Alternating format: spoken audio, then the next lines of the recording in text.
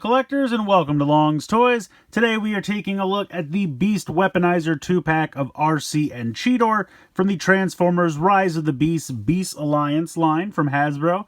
So this is I think the second to last review I'm going to have for this line. I think there's a Weaponizer of Air Razor, which is the only thing I don't have yet.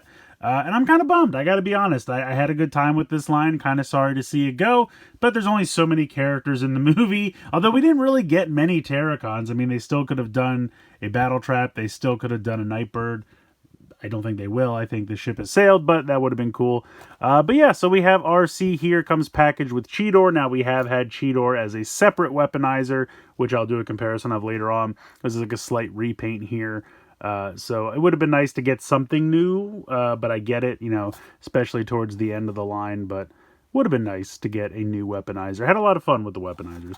Got this standard open packaging here, just kind of tied onto the card. Now, I got this one from Amazon a while ago, and the reason it's been such a delay was because when I got it the first time, this whole front windshield assembly was missing. So I had to send it back, and they had to send me another one. But I've seen it in stores since then. So, you know, Walmart's, Targets, you can definitely find this one around by now. Some nice artwork of Arcee over here on the side and on the front. And the same picture over here. Not really anything going on the bottom. And then spinning it around to the back, we have our product shots of Robot Mode, Vehicle Mode, and then Cheetah Mode and Weapon Mode over here for Cheetor. So pretty cool. I'm excited for this one. I'm going to go ahead and get everything out of the packaging here, and we'll take a closer look. So here are Arcee and Cheetor out of the packaging. I'm going to take a look at Cheetor real quick, just because there's not much that we haven't seen before. It's the standard Cheetor figure, and just here's a quick comparison. You can see that this one is a lot less detailed in terms of paint applications. So you have the silver here on the back of the leg, and then the cheetah spots up here. And this one doesn't have any of that. You also have a much lighter shade of gray for this part of the body. I would say the head, with the exception of the paint on the top, is pretty much the same. So just all in all, less paint on this one than the one that came packed by itself, which makes sense because they have to do paint applications for Arcee, so some of the budget goes there. But yeah, otherwise, it's pretty similar. And then just real quick, here is the burning version that came as the pre-order bonus with the Takara Optimus Primal. So same mold, but then this one has no paint whatsoever because most of it is translucent plastic. But just thought I'd do a quick comparison with those as well. Transformation for this is very simple. You just flip the tail around to become the blade, and then you pop up the little peg so she can hold on to it, and then you just kind of move the legs around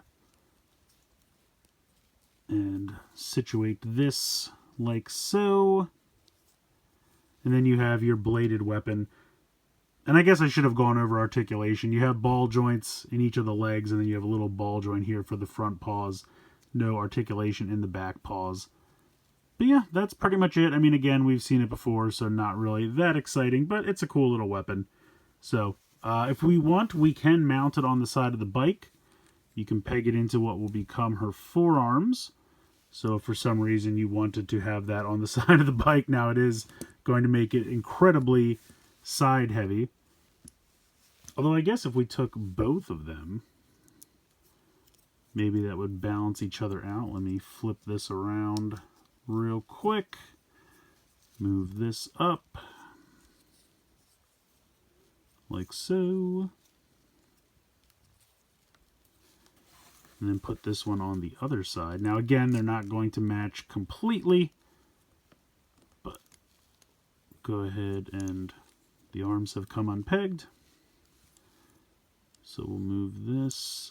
Does that balance? Yeah, it kind of does. It's kind of neat, kind of a cool look.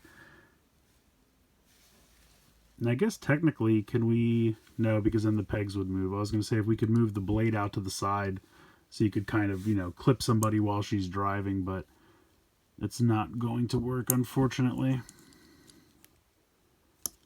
But yeah, still kind of a cool look, and it does balance now. But anyway, we'll put these off to the side for now. These arms do not peg together that well, unfortunately. I guess technically, and I didn't even think about this, you could put it in her hand, since the hands do just kind of hang out back here. So if you wanted to do something like that, And that might balance a little better because it's a little bit more centrally located. So you could do that as well. Or flip this around to the back maybe. Then she could attack from the back. I don't know. But yeah, it's a cool little bike. Some nice paint applications. The headlights here, the little windshield, the white, that's really nice. You have all this paint here, which is going to become her torso. So it's almost kind of like the bike. This area is also here because it's meant to be her chest in the robot mode, but you can see it both places, so it's kind of weird. But, you know, it is what it is. And then these are her toes, which kind of act as kickstands in the bike mode. So that kind of works. And then just to do a quick comparison, here is the Beast, what do they call this? Beast Combiner 2-pack. This is the one where the armor clips on. You can see the holes right there. Just to compare the two bikes. They are vastly different in size. As you can see, the Beast Combiner 2-pack version of Arcee is much larger. But I think this is a better looking bike. I mean, the windshield area looks a lot better. This is her chest. See, they went for not having it be in two different places. So this is her chest right here. And as a result, there's just a lot of open space in this one. And it just kind of looks a little weird. I think this one looks a little bit more convincing as a bike. So you have options. And I do like the Beast Combiner gimmick.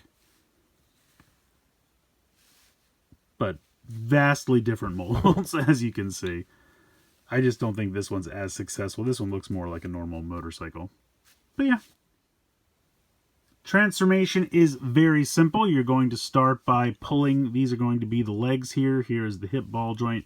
And you're going to pull this straight out because it is connected via this little tab and this little tab. So you need to unhook it from there. So pulling it straight out will do that.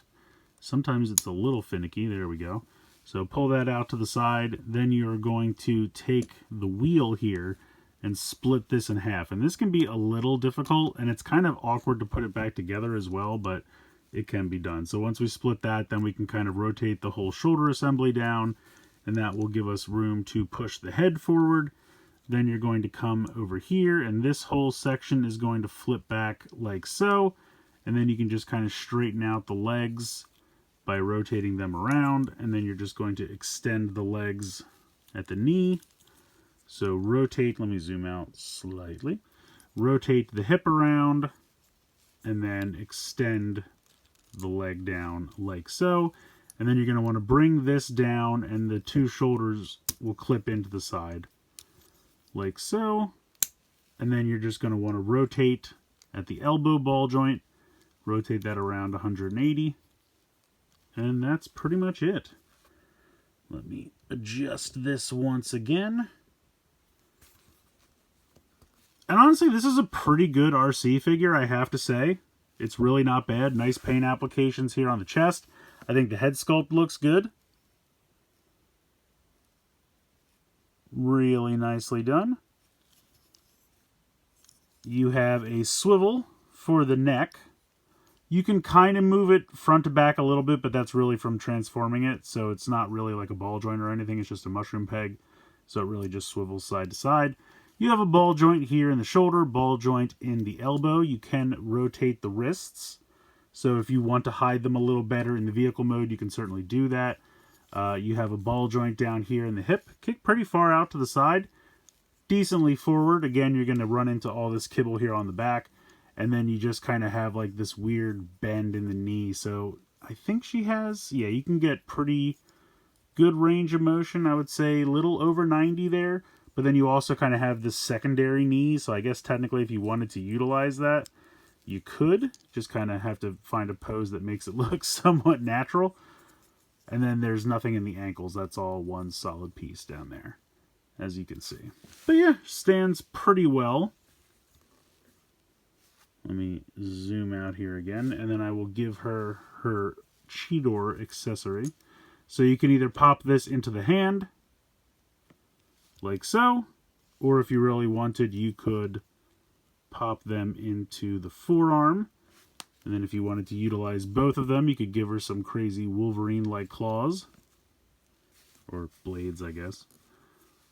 But yeah, overall, it's a pretty decent little Arcee figure. I don't love all the kibble here on the back.